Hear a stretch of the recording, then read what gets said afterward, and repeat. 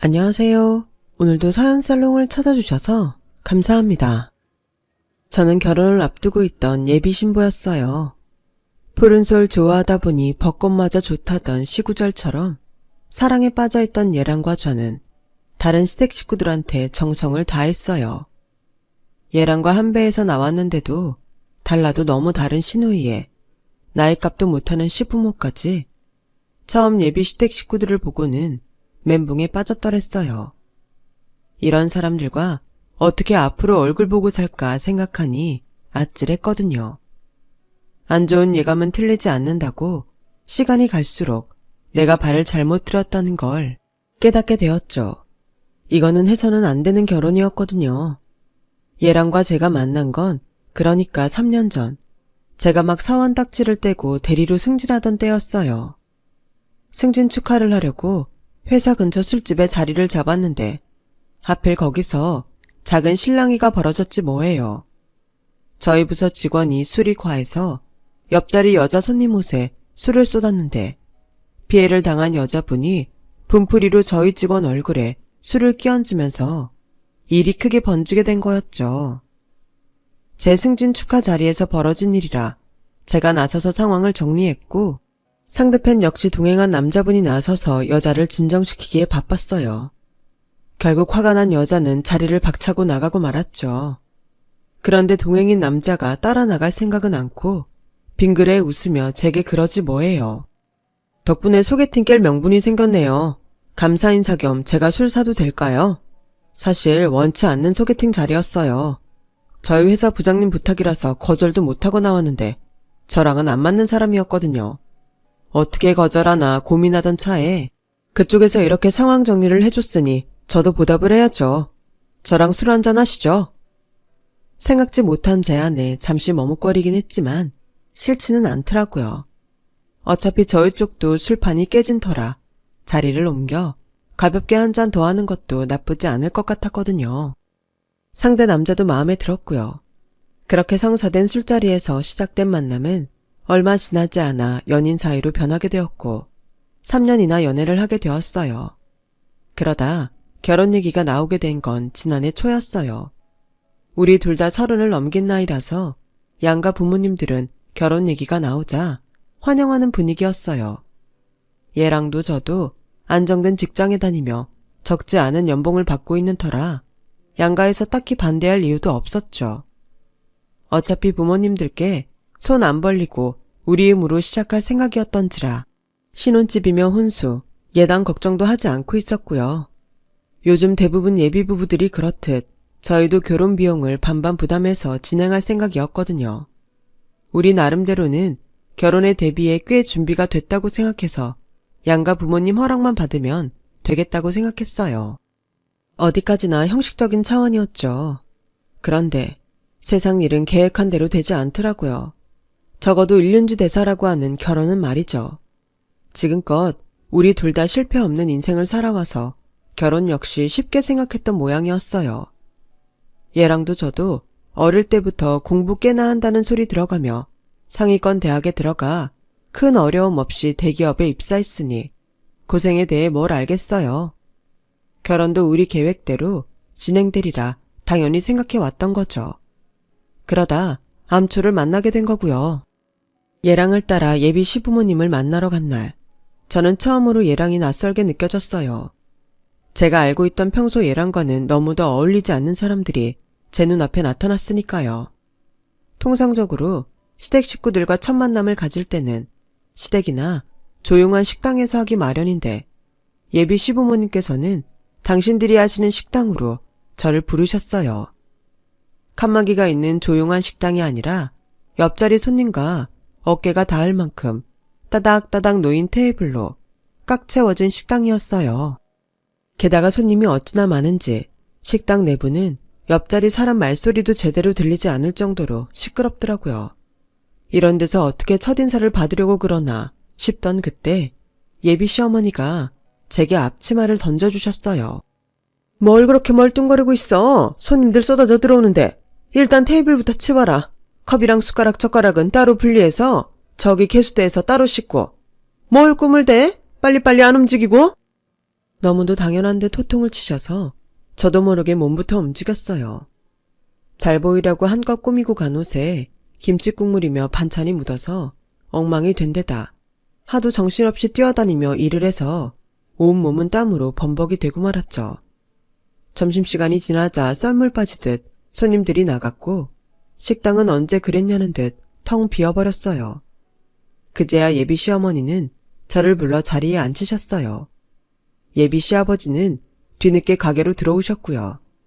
땀에 화장도 지워지고 옷은 엉망이 된 저는 만신창이가 된 모습으로 예비 시부모님 앞에 앉았고 그런 저를 예비 시부모님이 뚫어져라 바라보셨어요. 처음에 말을 건 사람은 어머님이셨어요. 그래, 대기업에 다닌다고? 네. 부모님은 시골에 사신다고 하던데 개천에서 욕 났구나? 들어보니 자동차 정비소 한다던데 그거에서 먹고 살만은 하겠니? 정비소도 하시지만 다른 일도 하고 계셔서 걱정 안 하셔도 됩니다. 내가 뭐하러 니네 집 먹고 사는 거 걱정을 하겠니? 나중에라도 사위 덕 보고 살겠다 달려들까봐 그러는 거지. 그러자 예비 시아버지도 한마디 거들었어요. 이 사람이 초면에 야박하게 굴긴 자동차 정비소 하면 기술은 있을 거 아냐. 정 안 되면 우리 식당 주차장 발레 파킹이라도 하라 그러면 되지.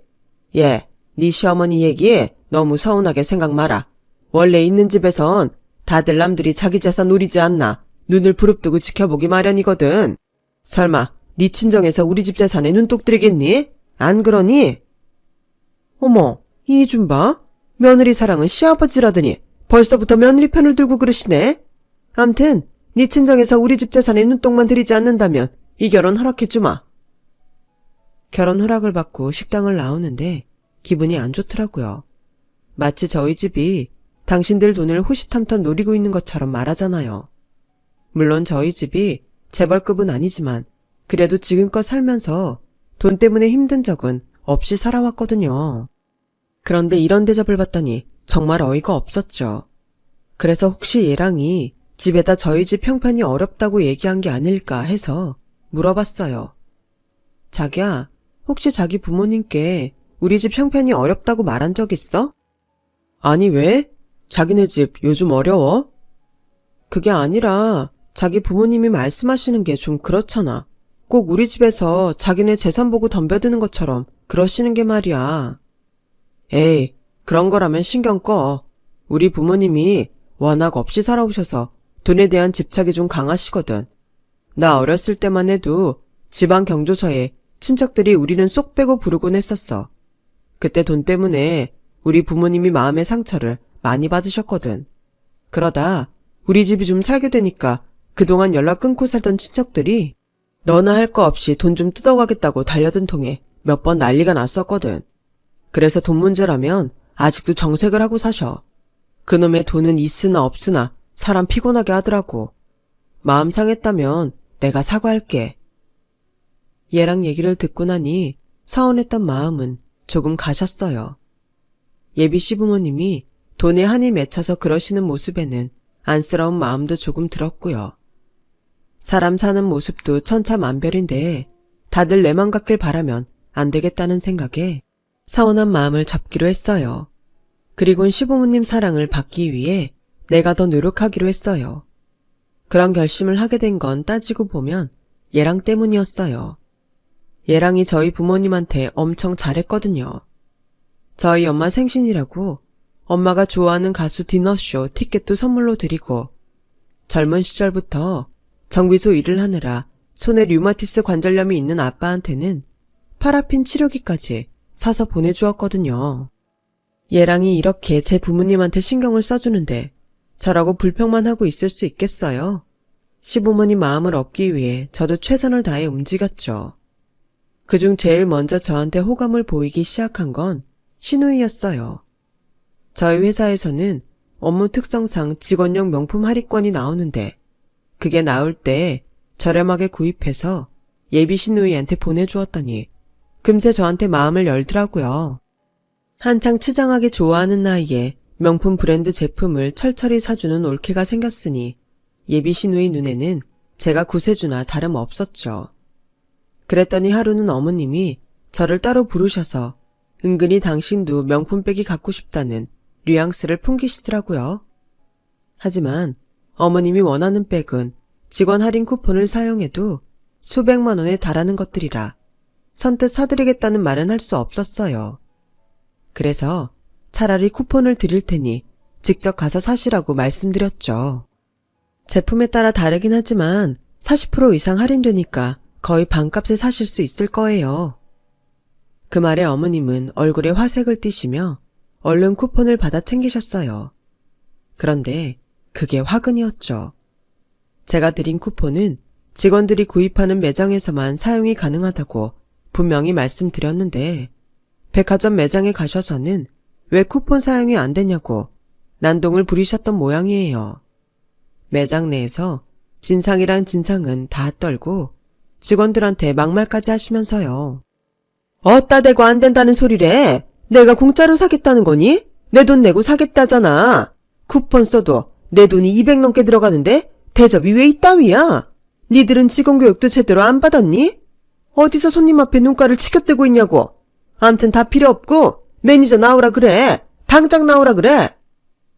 어머님은 매니저까지 불러서는 당신 며느리가 이 브랜드 담당하는 대기업 직원이라며 온갖 폭언을 퍼부으셨고 결국 그 매장 매니저는 제게 전화해선 당장 시어머니를 데려가지 않으면 회사에 정식으로 보고하겠다고 했어요. 전화를 받고 매장에 달려가 보니 매장 직원들이 모두 저를 죽일 듯 쏘아보고 있더라고요. 이런 상황에도 어머님은 당신이 뭘 잘못했는지도 모르는지 뻔뻔하게 매장 내 소파에 앉아서 매니저한테 잔소리를 하고 있었어요. 저는 얼른 그리로 달려가서 매니저와 직원들한테 고개 숙여 사과를 하고 어머님을 모시고 나왔어요. 그러자 어머님이 오히려 제게 큰 소리를 치시지 뭐예요. 예, 너 제발 그렇게 살지 마라. 아무리 없이 자랐다고 하지만 그렇게 함부로 고개 숙이고 살면 안 되는 거야. 적어도 내 집 며느리로 들어올 생각이 있다면 내 체면을 생각해서라도 네가 쟤들 앞에서 당당했어야지. 네가 왜 고개를 숙이고 사과를 해? 내가 이래서 없는 집에는 며느리로 안 들이려고 했던 건데. 적반하장도 유분수라고 당신이 엉뚱한 곳에 가서 난동을 피운 건 생각 않고 제가 있는 집 며느리 품위를 떨어뜨렸다고 불쾌해하시는 걸 보니 앞날이 캄캄했어요. 앞으로 이런 사람을 시어머니로 모시고 살아야 하나 해서요. 며칠 뒤 선물을 사들고 명품 매장에 찾아가 사과를 했어요. 다시는 이런 일 없게 하겠다고 약속도 하고 왔죠. 다행히 매장 직원들이 회사에 보고를 하지 않은 덕에 사건은 무사히 지나갈 수 있었어요. 그 일이 있은 후로는 절대 어머님께 할인 쿠폰을 드리지 않았어요. 신우이한테 하던 선물도 일절 끊고 더는 가까워질 노력을 하지 않았고요. 왜 신우이한테까지 그렇게 됐냐고요? 모전여전이라고 신우이도 똑같은 부류더라고요. 글쎄 그동안 제가 사준 물건들로 허세 샷을 찍어서 인스타에 올리곤 바로 당근마켓에서 되팔기를 했더라고요. 새 제품이라며 정가에서 약간 빠진 가격으로 말이죠. 선물한 순간부터 제 손을 떠난 건데 되팔기를 하든 말든 무슨 상관이냐고 할지 모르지만 선물 준 사람으로서 기분이 나쁜 건 사실이에요. 직원가로 할인받아 산 물건인데 그걸 정가에 가까운 가격에 파는 행위도 마음에 들지 않았고요. 혹여 회사에 이런 사실이 들어가면 괜히 저 때문에 다른 직원들까지 피해를 입을지 모른다는 생각에 조금 겁이 나기도 했어요. 아무튼 예비 시어머니와 시누이랑 가깝게 지내려던 계획은 실패였어요. 제 얘기를 들은 친구들은 하나같이 이구동성으로 그러더라고요. 시댁 식구들과 가족이 되겠다는 생각은 일찌감치 집어치우라고요. 어느 정도의 거리를 두고 욕먹지 않을 만큼만 거리 유지하고 사는 게 최선이라고 말이죠. 시댁 식구들은 또 하나의 가족이 아닌 또 하나의 다른 가족이다 라고 생각하고 살라고요. 참 슬픈 얘기긴 하지만 틀린 말은 아니다 싶더라고요. 오죽하면 기혼 여성들이 하나같이 비슷한 말을 하겠어요. 경험에서 나온 말이니 그렇겠죠. 양가 부모님들께 결혼 허락은 받았지만 바로 결혼 준비에 들어가지 않은 데는 이유가 있었어요. 저희 예비 시부모님은 서울에서 큰 식당을 하시는데 마침 전국에 분점을 내려고 준비 중이셨거든요. 그걸 마무리하고 결혼식을 치르자고 하셔서 식을 미루고 있었어요. 하지만 막상 지방 분점을 내려니 지역 선정하는 데 어려움이 있었어요. 처음엔 시부모님 고향 쪽에 내려고 했는데 돈 때문에 집안 식구들과 싸움이 벌어진 통에 급하게 다른 지역으로 바꿔야 했거든요. 그렇다 보니 생판 모르는 지역에서 가게 자리를 구하는 것부터 문제였어요. 그러다 지방의 인구수도 꽤 되고 상권이 활발한 지역을 찾다 보니 저희 본가가 있는 지역이 적격이었죠. 그래서 그곳에 분점을 내게 되었죠. 게다가 사돈이 사는 지역이라 안심이 되는 면도 없지 않아 있었고요.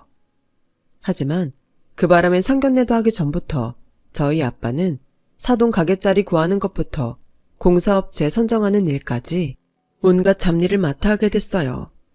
아빠의 인맥으로 무사히 공사를 마무리한 시댁가게는 얼마 지나지 않아 오픈을 하게 되었어요. 그리고 그날 사건이 벌어지고 말았죠. 분점 오픈을 앞두고 면장님과 지역 유지들을 식당으로 불러 식사 대접을 하기로 했는데 면장님이 급한 일로 먼데 나와 있어서 못 온다고 연락이 온 거예요. 그러자 아버님이 다시 전화해 계신 곳으로 차를 보낼 테니 늦더라도 참석해달라고 하셨어요. 그렇게 어렵게 약속은 잡았는데 마침 운전할 사람이 없는 거예요. 저희 아버님은 몇 번의 음주운전으로 이미 면허 취소가 된 상황이었고 얘랑가 저는 아직 도착도 못한 상태고 유일하게 면허증이 있는 어머님은 주방 일을 하셔야 해서 그 자리를 비울 수가 없었던 거죠. 그러게 기사는 왜 내보내서 이런 날 운전할 사람도 없게 해요. 하여간 그놈의 성질머리 하곤. 이 여편네야, 내가 이렇게 될 줄 알았어? 안 그래도 머리 복잡한데 옆에서 쪼글대지 마. 이거 사람 미치겠네. 그렇다고 내가 운전할 수도 없고. 어머님과 다투고 나온 아버님은 마침 가게에 도착한 저희 아빠를 보았고 해서는 안 될 행동을 하신 거예요. 이봐요 사돈, 우리 기사가 그만둬서 운전할 사람이 없어. 그러니까 사돈이 내 차 좀 몰아요. 내가 주소 찍어줄 테니까 거기 가서 면장님 내외 좀 모시고 오라고. 그리고는 탁자에 차키를 툭 던졌어요. 아 얼른 안 가고 멀뚱멀뚱 서서 뭐해요. 자동차 정비공이니 운전은 할 줄 알 거 아냐. 왜? 수고비 달라고 그러는 거요? 예쏘 수고비. 그리고는 저희 아빠 앞에 10,000원짜리 한 장을 던졌어요. 그 모습을 본 저희 엄마는 기가 차서 버럭 소리를 치셨죠. 지금 뭐 하는 겁니까? 아직 상견례는 안 했어도 사돈은 사돈인데 어떻게 우리 남편한테 이런 짓을 할 수가 있어요? 그쪽은 예의도 모릅니까? 거참 바빠 죽겠는데 별게 참. 시골이 힘 좋다는 거 다 옛말이네. 10,000원으로는 안 되겠다 이런 모양인데 예쏘 내가 20,000원 더 줄이다. 아니 그냥 50,000원 줄 테니까 대신 오는 길에 담배도 한 갑 사오시구랴. 이거면 그쪽 일당은 나오는 거 아뇨? 그러니까 꿈을 대지 말고 빨리 가라고. 그때였어요. 군수님과 동네 이장님 그리고 지역 유지들이 다가왔죠. 그리고는 저희 아빠한테 깍듯하게 고개 숙여 인사를 했어요. 군수님은 저희 아빠 손을 잡으며 감사 인사까지 하셨고요. 안 그래도 정 사장님이 여기 계신 데서 제가 연락도 없이 찾아왔습니다. 아유, 뭐하러 여기까지 걸음을 하셨어요. 혹시 그 일 때문이라면 저는 받지 않겠습니다. 죄송합니다. 정 사장님도 참 그냥 받으세요. 지난번 청년 일자리 창출건도 그렇고 지역 발전을 위해 매년 큰 돈도 내주시는데 고작 감사패 하나 드리는 것도 죄송한데 그것도 안 받아주시면 어떡합니까? 군수로서 제가 면목이 없어서 그러니 좀 받아주세요. 그 모습에 예비 시아버지는 불편한 기색을 보였어요. 엄연히 오늘 주인공은 자신인데 군수가 자기를 제쳐두고 시골에서 자동차 정비소를 하는 사돈한테 먼저 인사를 하니 왜 안 그렇겠어요.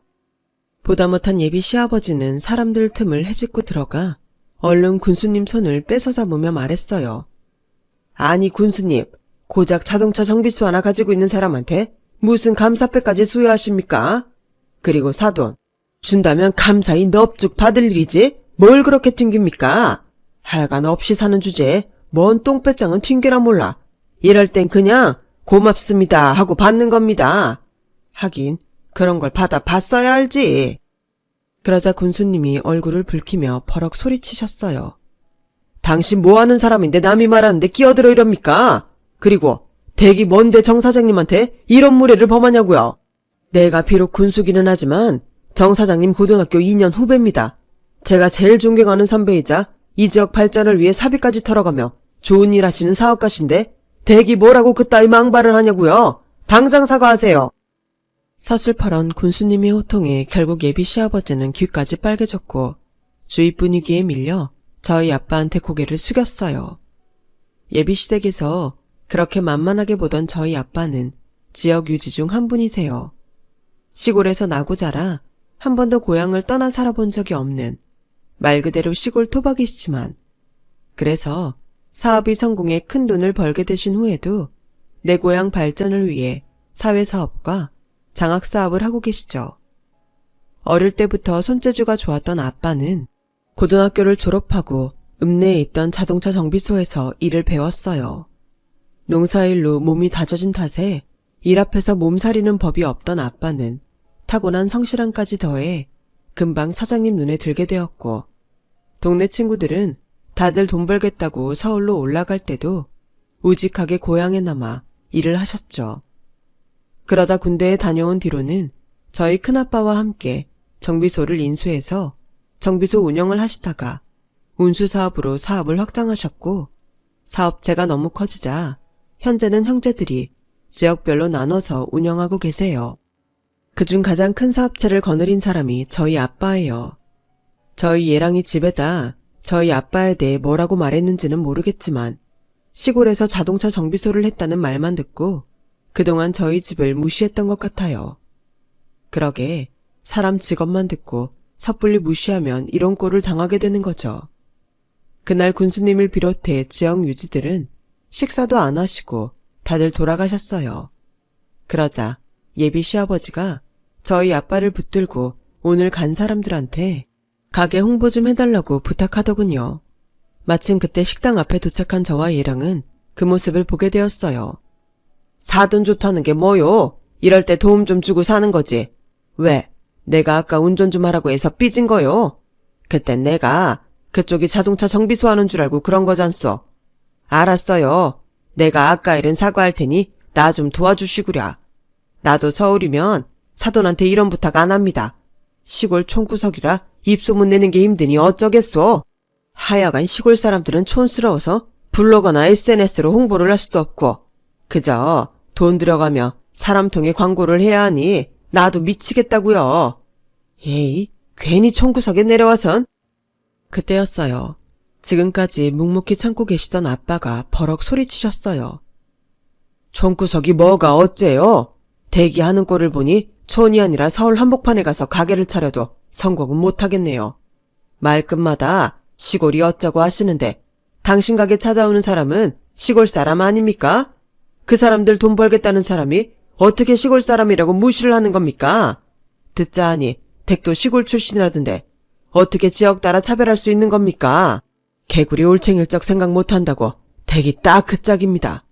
애들도 왔으니 할 말은 해야겠네요. 그동안 댁이 가게 일 도와주면서 내내 생각한 건데 이 결혼 안 되겠습니다. 사위가 맘에 들어 참고 넘기려 했지만 그쪽 하는 짓을 보니 절대로 그 집에 내 딸을 보내면 안 되겠어요. 돈은 있다가도 없는 거고 개처럼 벌었어도 정승같이 쓰라고 했습니다. 왜 그런 말이 있겠어요? 당신 같은 사람한테 돈 좀 벌었다고 유세 떨지 말고 인간답게 살라고 선조들이 미리 경고해 준 겁니다. 돈 좀 생겼다고 없는 사람 심정 헤아릴 줄 모르고 갑질이나 하고 사는 당신이랑은 사돈으로 엮이기 싫으니 앞으로는 연락하지 마세요. 내 자네한테는 정말 미안하지만 이 결혼이 안 되는 건 부모 잘못 둔 탓이다 생각하게. 아빠는 그 길로 저랑 엄마를 데리고 집으로 돌아왔어요. 집으로 돌아오는 차 안에서 아빠는 일이 이렇게 돼서 제게 미안하다고 사과하셨지만 저는 오히려 다행이라고 생각했어요. 아빠의 결단이 아니었다면 제가 쉽게 이 관계를 끊지 못했을 거고 그렇게 결혼을 감행했다면 분명 땅을 치고 후회했을 테니까요. 아니다 싶을 때는 손해를 보더라도 하지 않는 게 최선이란 걸 이번 일을 통해 뼈저리게 느꼈어요. 파혼을 하고 한동안 얘랑은 제 마음을 돌리려고 계속 연락을 해왔어요. 하지만 다른 부모 밑에서 다시 태어나지 않는 한 어떻게 해도 되돌릴 수 없다는 걸 깨닫고는 더는 연락을 하지 않게 되었죠. 그 후로 몇 달 뒤 저희 본가 근처에 열었던 예비 시아버지 가게는 문을 닫았어요. 안 좋은 입소문이 퍼진 터라 가게는 파리만 날렸고 더는 손해를 감당할 수 없어서 결국 폐업 신고를 하게 된 거죠. 문제는 서울 가게였어요. 그동안 줄을 서서 손님들이 들어오던 가게였지만 주 재료인 한우의 원산지가 수입산이었다는 사실이 알려지자 사람들 발걸음이 끊어져 버렸거든요. 수입산 소고기를 사용한다는 걸 인터넷에 고발한 사람은 다름 아닌 아버님의 전 운전기사였어요. 그동안 아버님한테 온갖 갑질을 당하면서도 식구들 먹여 살릴 생각에 꾹 참아왔는데 말도 안 되는 덤탱이를 씌워 퇴직금까지 안 주고 내보내자 복수를 하게 된 거였죠. 돈 좀 생기자 어려운 사람들 위해서 온갖 갑질로 기고만장하던 예비 시부모의 말로는 어쩌면 뇌정돼 있던 건지도 모르겠다는 생각이 드네요. 사람 위에 사람 없고 사람 밑에 사람 없다는 말을 이분들을 통해 다시금 떠오르게 되는 하루입니다. 저도 마음에 새기고 잘 살아가 봐야겠습니다. 지금까지 제 사연 들어주셔서 감사합니다. 항상 건강하시고 복 받으세요. 여러분, 사연 댓글에 응원과 현명한 조언 부탁드려요. 좋아요와 구독은 저에게 큰 힘이 됩니다. 오늘도 좋은 일 가득하세요.